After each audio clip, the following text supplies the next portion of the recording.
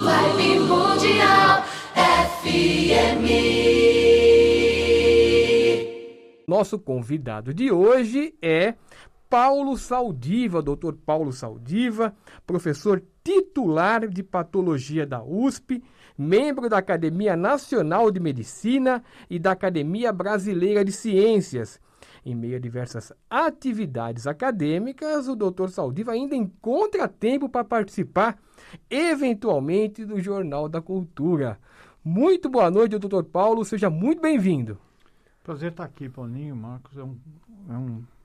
É inacreditável que eu esteja aqui, né? Por isso que o nome do programa, né? Vamos ver se eu consigo justificar a minha presença aqui. E estamos aí, vamos para frente. Legal. Doutor, já que nós estamos vivendo esse período de pandemia, de Covid, eu verifiquei que o senhor fez uma pesquisa com outros médicos, né? E acabou percebendo que nas vítimas de Covid, que todo mundo fala que do problema pulmonar, que é o mais o que ocorre com mais frequência, mas o senhor andou constatando muitas mortes por conta de problema de cardíaco, problema do coração. É muito relevante esse número, como que ocorre isso?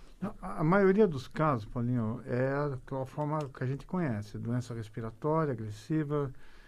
O vírus tem uma chave que abre muitas portas, mas ele não fica só no pulmão, ele acomete praticamente todas as células do organismo. E então, em uma das células que ele pega, todo o vaso nosso é revestido por uma célula especial que impede a coagulação, que protege, mantém o sangue fluido, ela ajuda muito a isso. E quando essa célula fica doente, esse mecanismo de controlar a coagulação se altera. Quando acontece isso em vida, a gente chama de trombose. Uhum. E dependendo de onde entupir, vai faltar sangue. Quanto vai faltar sangue, vai obstruir o fluxo de sangue. E isso, se acontecer no cérebro, no coração, pode dar complicações grandes, inclusive às vezes no próprio tubo digestivo. Então, uma fração pequena desses pacientes, eles cursam também com um componente trombótico muito grande e além então das manobras respiratórias, tem que eventualmente dar uma anticoagulação a partir de alguns marcadores clínicos que você tem. Então, é uma coisa para fazer em hospital e sob controle, porque anticoagular não é bom. Tanto que as pessoas que nascem sem a capacidade de coagulação têm problemas sérios durante a vida. E todo paciente de Covid, ele tem trombose? Porque falava que todo paciente de Covid tem trombose. Muitos indivíduos com infecção sistêmica têm trombose. Quando você aperta o botão acelere, também você põe o botão trombose, né? Os dois mecanismos dialogam e um retroalimenta o outro. Mas no Covid é um pouquinho mais do que a média. Por exemplo, no H1N1, que foi aquela epidemia da gripe suína de 2009, a gente detectou que mais ou menos metade dos pacientes tinham tromboses em pequenos vasos pulmonares. Uhum. Nesse em torno de 82, 83. Uhum. E você vai ver trombose em alguns ramos muito importantes das coronárias e também de artérias cerebrais. Então, alguns pacientes fazem AVC, ou sangramentos cerebrais, e isso compromete muito. Quer dizer, já é uma doença que, quando grave, ela tem uma complicação. Daí você complica ainda mais. Então, você às vezes tem que prevenir antes que esse fenômeno aconteça. Uhum. Leone? Doutor, a patologia aí, né, é muito interessante, estudando um pouco, nos preparando. A base científica da medicina está na patologia, né? E eu vi que uma das pesquisas aí que o senhor fez, se especializou, tem a ver com o meio ambiente, Paulinho, né? Queria que o senhor falasse um pouquinho para nós dessa relação entre a saúde e meio ambiente. Praticamente, Marco, se você considerar o meio ambiente tudo, um ambiente cultural e tal, social, econômico, físico, é muito importante. Por exemplo, só de poluição, que é um fator, morrem por ano cerca de 7 milhões de pessoas. Mais do que malária. 7 milhões. 7 milhões. Dessas, 600 mil são crianças.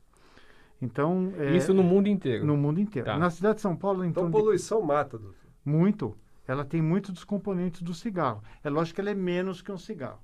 Em São Paulo, quando você olha o pulmão das pessoas que falecem, você pode ver é uma espécie de tatuagem daquela fuligem. Aquilo que está na testa que você tira, ela deposita no pulmão, faz uma inflamação e fica lá tatuando, assim como o cigarro faz.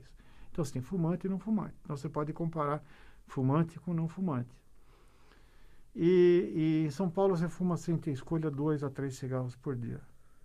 Esse é Mesmo quem não fuma. mesmo quem não Quem fuma. tiver no trânsito. Quanto mais tiver no trânsito, a 0,75 cigarros por hora de trânsito que você pega. Independente de ele estar perto do cigarro. Eu vi uma entrevista do senhor falando isso.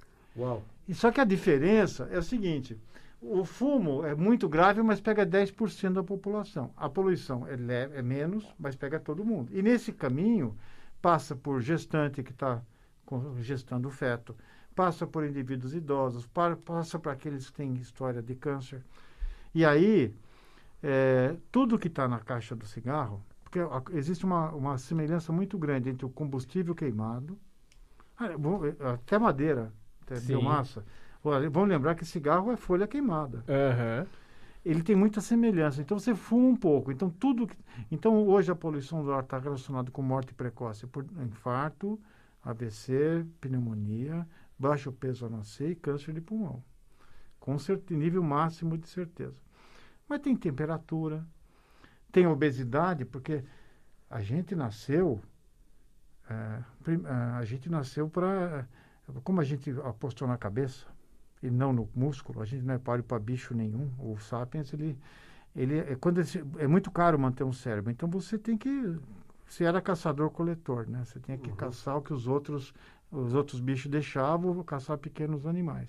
Você tinha que andar e tinha uma dieta variada. E como não tinha muito, a gente se tornou uma máquina de absorver. Você tem mais ou menos 2 quilos de bactéria no intestino para ajudar a transformar celulose e comer vegetais. Então, nós somos um bicho que absorve que nem um negócio. O que era vantajoso no passado, nos últimos 30 anos deixou de ser vantajoso, porque você não tem problema de ter gordura, acesso a gordura, açúcar e sal aos montes, né? A criança já vai acostumando, porque você leva teus filhos para o supermercado e tem um brinquedo dentro de um chocolate ou de um salgadinho, então você vai montando um repertório de sabor esquisito. Você já não anda mais como os caçadores-coletores. Todo o nosso emprego você se locomove em 4 rodas, seu carro tem 6 pneus, como eu sempre digo. Sim. 4 no chão, o step na sua cintura. O teu trabalho hoje, ainda mais agora na pandemia, o que é? Você ficar digitando, dando um enter e parado. E com isso a gente ganhou de presente a obesidade, o diabetes e todas aquelas outras coisas. Então, a questão ambiental hoje, tanto para doenças... E as febres? As febres, como a gente tem agora, é fruto da aglomeração urbana, da mobilidade, porque o vírus viajou, esse vírus pôs o mundo em joelho em 4 semanas. É verdade.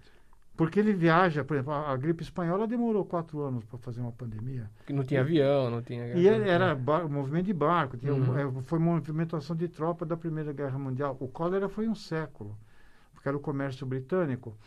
Então, agora não, você teve 2 grandes pandemias no século XX, que foi a gripe espanhola em 1918 e a asiática em 57. No século XXI, nós tivemos o SARS, o primo desse vírus que está circulando na China. Depois o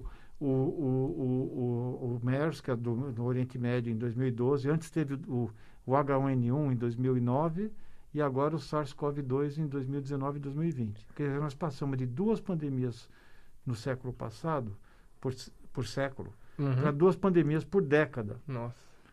Porque as pessoas nunca tiveram tão juntas, as cidades cresceram, se amontoaram, foi todo mundo junto em eventos públicos. Então, o vírus que se transmite entre as pessoas, ele encontra um prato cheio. Vibe Mundial 95,7. FM. A rádio que